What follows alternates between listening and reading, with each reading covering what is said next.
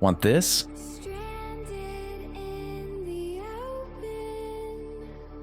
Okay, the first step is to go to Photopea. Then we will convert the image we are working on to Smart Object.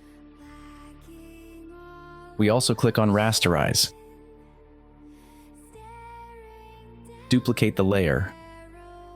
We zoom in with the magnifying glass on the object we want to delete. In my case, I will delete the moon.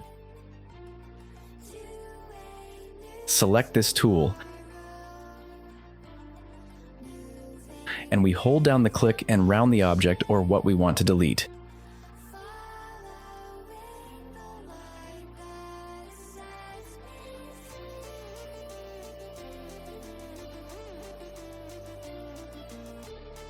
Once this is done, go to Edit, Fill, and here, click on Content Aware.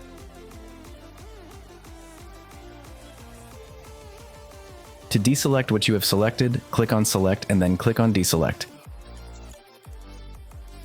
If you found the video useful, I would appreciate a like and a subscription. Thank you.